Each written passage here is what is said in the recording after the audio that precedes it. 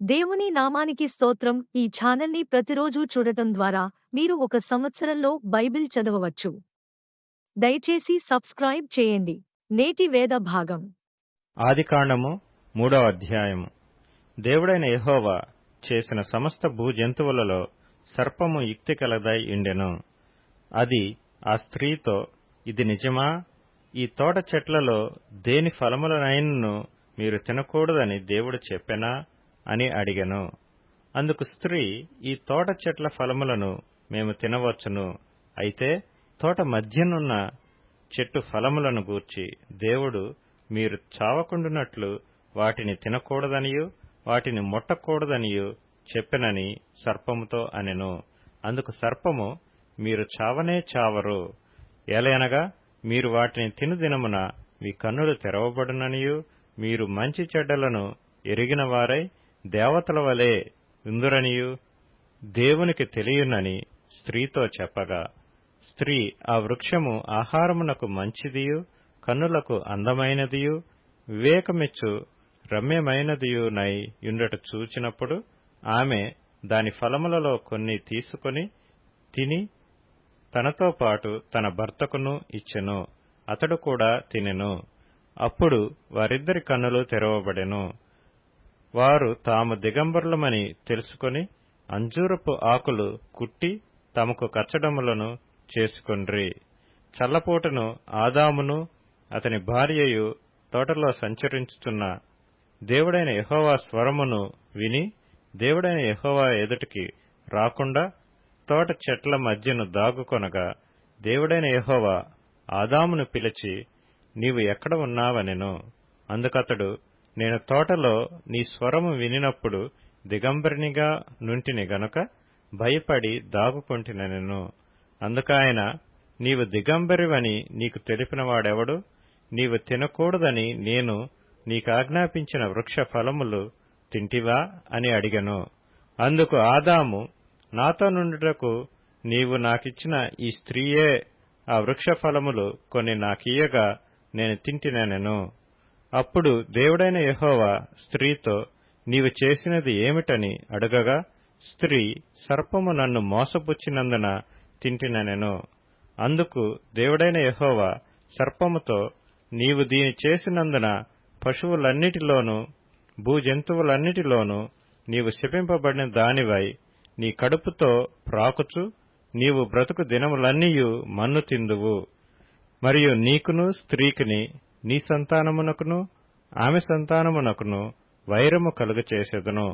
అది నిన్ను తల మీద కొట్టును, నీవు దానిని మడిమ మీద కొట్టుదువని చెప్పెను.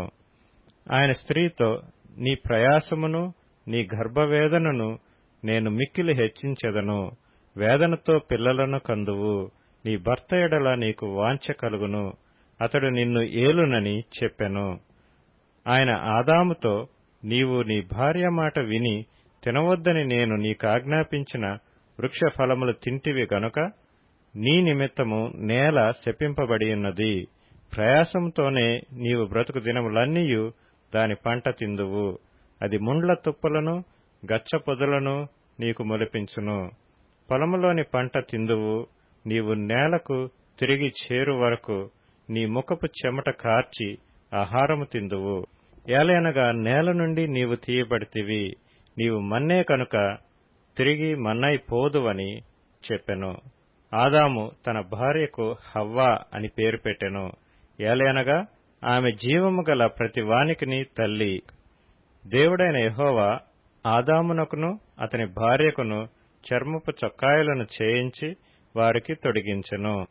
అప్పుడు దేవుడైన యెహోవా, ఇదిగో, మంచి చెడ్డలను ఎరుగునట్లు ఆదాము మనలో ఒకని వంటి వాడాయెను. కాబట్టి అతడు ఒకవేళ తన చెయ్యి చాచి జీవవృక్ష ఫలములను కూడా తీసుకొని తిని నిరంతరము జీవించునేమో అని దేవుడైన యెహోవా అతడు ఏ నేల నుండి తీయబడెనో దాని సేద్యపరచుటకు ఏదెను తోటలో నుండి అతని పంపివేసెను. అప్పుడాయన ఆదామును వెళ్లగొట్టి ఏదెను తోటకు తూర్పు దిక్కున కెరూబులను జీవవృక్షమునకు పోవు మార్గమును కాచుటకు ఇటు అటు తిరుగుచున్న ఖడ్గ జ్వాలను నిలవబెట్టెను. ఆదికాండము 4వ అధ్యాయము. ఆదాము తన భార్య అయిన హవ్వను కూడినప్పుడు ఆమె గర్భవతి అయి కయీనును కని, యెహోవా దయ వలన నేనొక మనిషిని సంపాదించుకొన్నానెనెను. తరువాత ఆమె అతని తమ్ముడగు హేబెలును కనెను. హేబెలు గొర్రెల కాపరి, కయీను భూమిని సేద్యపరచువాడు. కొంతకాలమైన తరువాత కయీను పొలము పంటలో కొంత యెహోవాకు అర్పణగా తెచ్చెను. హేబెలు కూడా తన మందలో తొలుచూలున పుట్టిన వాటిలో క్రొవ్విన వాటిని కొన్ని తెచ్చెను. యెహోవా హేబెలును అతని అర్పణను లక్ష్యపెట్టెను. కయీనును అతని అర్పణను ఆయన లక్ష్యపెట్టలేదు. కాబట్టి కయీనుకు మిక్కిలి కోపము వచ్చి అతడు తన ముఖము చిన్నబుచ్చుకొనగా, యెహోవా కయీనుతో, నీకు కోపమేలా? ముఖము చిన్నబుచ్చుకొని ఉన్నావేమి? నీవు సత్క్రియ చేసిన ఎడల తలనెత్తుకొనవా? సత్క్రియ చేయని ఎడల వాకిట పాపము పొంచియుండును. నీ ఎడల దానికి వాంఛ కలుగును, నీవు దానిని ఏలుదువనెను. కయీను తన తమ్ముడైన హేబెలుతో మాట్లాడెను. వారు పొలములో ఉన్నప్పుడు కయీను తన తమ్ముడైన హేబెలు మీద పడి అతన్ని చంపెను. యెహోవా, నీ తమ్ముడైన హేబెలు ఎక్కడనున్నాడని కయీను నడగగా, అతడు, నేనెరుగను, నా తమ్మునికి నేను కావలివాడనా అనెను. అప్పుడాయన, నీవు చేసిన పని ఏమిటి? నీ తమ్ముని రక్తము యొక్క స్వరము నేలలో నుండి నాకు మొరపెట్టుచున్నది. కావున నీ తమ్ముని రక్తమును నీ చేతిలో నుండి పుచ్చుకొనుటకు నోరు తెరచిన ఈ నేల మీద ఉండకుండా నీవు శపింపబడిన వాడవు. నీవు నేలను సేద్యపరచునప్పుడు అది తన సారమును ఇక మీదట నీకియ్యదు. నీవు భూమి మీద దిగులు పడుచు దేశ దిమ్మరువై ఇందువనెను. అందుకు కయీను, నా దోష శిక్ష నేను భరించలేనంత గొప్పది. నేడు ఈ ప్రదేశము నుండి నన్ను వెళ్లగొట్టితివి. నీ సన్నిధికి రాకుండా వెలివేయబడి దిగులు పడుచు భూమి మీద దేశ దిమ్మరునై ఇందును. కావున నన్ను కనుగొనువాడెవడో వాడు నన్ను చంపునని యెహోవాతో అనెను. అందుకు యెహోవా అతనితో, కాబట్టి ఎవడైనను కయీనును చంపినేడల వానికి ప్రతిదండన 7 కలుగునెనెను. మరియు ఎవడైనను కయీనును కనుగొని అతనిని చంపక ఇండునట్లు యెహోవా అతనికి ఒక గుర్తు వేసెను. అప్పుడు కయీను యెహోవా సన్నిధిలో నుండి బయలుదేరి వెళ్లి ఏదెనుకు తూర్పు దిక్కున నోదు దేశములో కాపురముండెను. కయీను తన భార్యను కూడినప్పుడు ఆమె గర్భవతి అయి హనోకును కనెను. అప్పుడతడు ఒక ఊరు కట్టించి ఆ ఊరికి తన కుమారుని పేరును బట్టి హనోకు అను పేరు పెట్టెను. హనోకుకు ఈరాదు పుట్టెను. ఈరాదు మహూయాయేలును కనెను. మహూయాయేలు మతూషాయేలును కనెను. మతూషాయేలు లెమెకును కనెను. లెమెకు 2 స్త్రీలను పెండ్లి చేసుకొనెను. వారిలో ఒకదాని పేరు ఆదా, రెండవ దాని పేరు సిల్లా. ఆదా యాబాలును కనెను. అతడు పశువులు గలవాడై గుడారములలో నివసించు వారికి మూలపురుషుడు. అతని సహోదరుని పేరు యూబాలు. ఇతడు సితారాను సానికును వాడుక చేయువారికందరికిని మూలపురుషుడు. మరియు సిల్లా తూబల్కయీనును కనెను. అతడు పదునుగల రాగి పనిముట్లన్నిటినీ ఇనుప పనిముట్లన్నిటినీ చేయువాడు. తూబల్కయీను సహోదరి పేరు నయమా. లెమెకు తన భార్యలతో, ఓ ఆదా, ఓ సిల్లా, నా పలుకు వినుడి. లెమెకు భార్యలారా, నా మాట ఆలకించుడి. నన్ను గాయపరిచినందుకై ఒక మనిషిని చంపితిని. నన్ను దెబ్బ కొట్టినందుకై ఒక పడుచువాని చంపితిని. 7 ప్రతిదండన కయీను కోసం వచ్చిన ఎడల లెమెకు కోసము 77 వచ్చునెనెను. ఆదాము మరలా తన భార్యను కూడినప్పుడు ఆమె కుమారుని కని, కయీను చంపిన హేబెలుకు ప్రతిగా దేవుడు నాకు మరొక సంతానమును నియమించననుకొని అతనికి షేతు అని పేరు పెట్టెను. మరియు షేతునకు కూడా కుమారుడు పుట్టెను. అతనికి ఎనోష్ అను పేరు పెట్టెను. అప్పుడు యెహోవా నామమున ప్రార్థన చేయుట ఆరంభమైనది. మత్తయి సువార్త 3వ అధ్యాయం. ఆ దినముల యందు బాప్తిసమిచ్చు యోహాను వచ్చి పరలోక రాజ్యము సమీపించియున్నది, మారు మనస్సు పొందుడని యూదయ అరణ్యంలో ప్రకటించుచుండెను. ప్రభువు మార్గము సిద్ధపరచుడి, ఆయన త్రోవలు సరళము చేయుడని అరణ్యములో కేకవేయు నొకని శబ్దము అని ప్రవక్తయైన యెషయా ద్వారా చెప్పబడిన వాడితడే. ఈ యోహాను ఒంటె రోమములు వస్త్రమును మొలచుట్టు తోలు దట్టియు ధరించుకొనువాడు. మిడతలను అడవి తేనెయు అతనికి ఆహారము. ఆ సమయమున యెరూషలేము వారును యూదయ వారందరును యొర్దాను నదీ ప్రాంతముల వారందరును అతని యొద్దకు వచ్చి తమ పాపములు ఒప్పుకొనుచు యొర్దాను నదిలో అతని చేత బాప్తిస్మము పొందుచుండిరి. అతడు పరిసయ్యులలోనూ సద్దూకయ్యులలోనూ అనేకులు బాప్తిస్మము పొందువచ్చుట చూచి, సర్పసంతానమా, రాబోవు ఉగ్రతను తప్పించుకొనుటకు మీకు బుద్ధి చెప్పిన వాడెవడు? మారు మనస్సుకు తగిన ఫలము ఫలించుడి. అబ్రాహాము మాకు తండ్రి అని మీలో మీరు చెప్పుకొన తలంచవద్దు. దేవుడు ఈ రాళ్ల వలన అబ్రాహామునకు పిల్లలను పుట్టింపగలడని మీతో చెప్పుచున్నాను. ఇప్పుడే గొడ్డలి చెట్ల వేరున ఉంచబడియున్నది గనక మంచి ఫలము ఫలింపని ప్రతి చెట్టును నరకబడి అగ్నిలో వేయబడును. మారు మనస్సు నిమిత్తము నేను నీళ్లలో మీకు బాప్తిస్మమిచ్చుచున్నాను. అయితే నా వెనక వచ్చుచున్నవాడు నాకంటే శక్తిమంతుడు. ఆయన చెప్పులు మోయుటకైనను నేను పాత్రుడను కాను. ఆయన పరిశుద్ధాత్మలోనూ అగ్నితోనూ మీకు బాప్తిస్మమిచ్చును. ఆయన చేట ఆయన చేతిలో ఉన్నది. ఆయన తన కళ్ళమును బాగుగా శుభ్రము చేసి గోధుమలను కొట్టులో పోసి ఆరని అగ్నితో పొట్టును కాల్చివేయునని వారితో చెప్పెను. ఆ సమయమున యోహాను చేత బాప్తిస్మము పొందుటకు యేసు గలిలయ నుండి యొర్దాను దగ్గరనున్న అతని యొద్దకు వచ్చెను. అందుకు యోహాను, నేను నీ చేత బాప్తిస్మము పొందవలసిన వాడనయ్యుండగా నీవు నా యొద్దకు వచ్చుచున్నావా అని ఆయనను నివారింపజూచెను గాని యేసు, ఇప్పటికి కానిమ్ము, నీతి యావత్తు ఇలాగు నెరవేర్చుట మనకు తగియున్నదని అతనికి ఉత్తరమిచ్చెను గనక అతడలాగు కానిచ్చెను. యేసు బాప్తిస్మము పొందిన వెంటనే నీళ్లలో నుండి ఒడ్డునకు వచ్చెను. ఎదిగో, ఆకాశము తెరవబడెను. దేవుని ఆత్మ పావురము వలె దిగి తన మీదటికి వచ్చుట చూచెను. మరియు ఇదిగో, ఈయనే నా ప్రియకుమారుడు, ఈయన యందు నేనానందించుచున్నానని ఒక శబ్దము ఆకాశము నుండి వచ్చెను.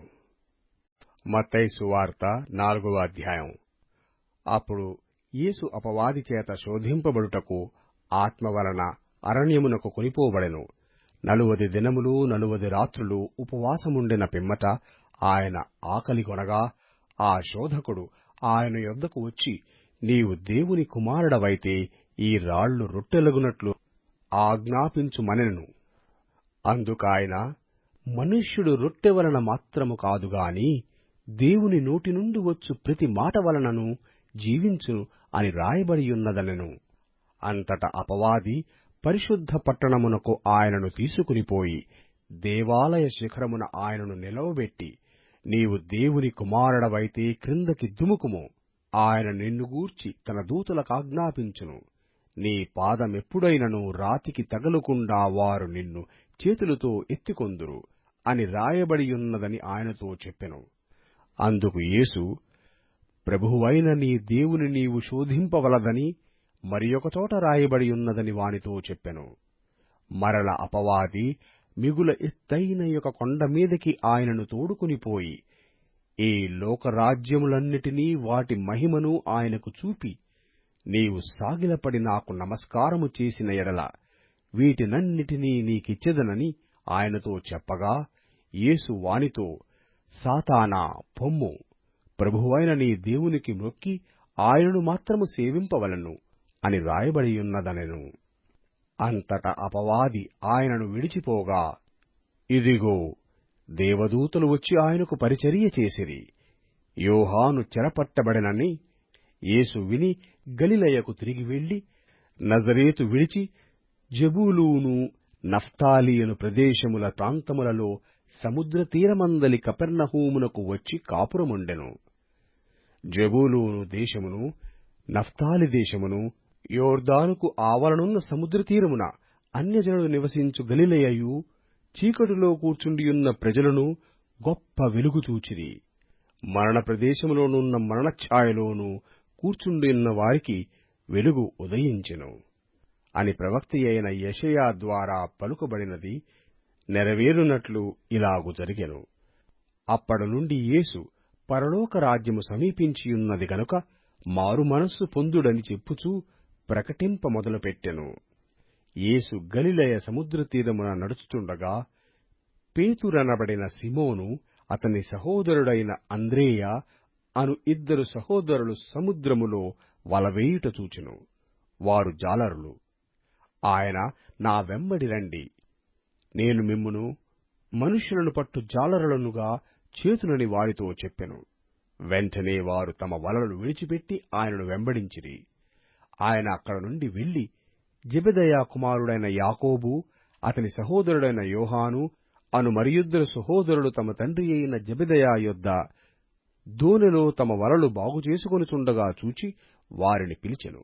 వెంటనే వారు తమ దోణెను, తమ తండ్రిని విడిచిపెట్టి ఆయనను వెంబడించిరి. యేసు వారి సమాజ మందిరములలో బోధించుచు, దేవుని రాజ్యమును గూర్చిన సువార్తను ప్రకటించుచు, ప్రజలలోని ప్రతి వ్యాధిని, రోగమును స్వస్థపరచుచు గలిలయందంతటా సంచరించెను. ఆయన కీర్తి సిరియా దేశమంతటా వ్యాపించెను. నానావిధములైన రోగముల చేతను, వేదనల చేతను పీడింపబడిన వ్యాధిగ్రస్తులందరినీ, దయ్యము పట్టిన వారిని, చాంద్రరోగులను, పక్షవాయువు గలవారిని వారు ఆయన వద్దకు తీసుకుని రాగా ఆయన వారిని స్వస్థపరచెను. గలిలయ, దెకపోలి, యెరూషలేము, యూదయ ప్రదేశముల నుండియూ, యోర్దానునకు అవతల నుండియూ బహుజన సమూహములు ఆయనను వెంబడించెను. కీర్తనలు 2వ కీర్తన.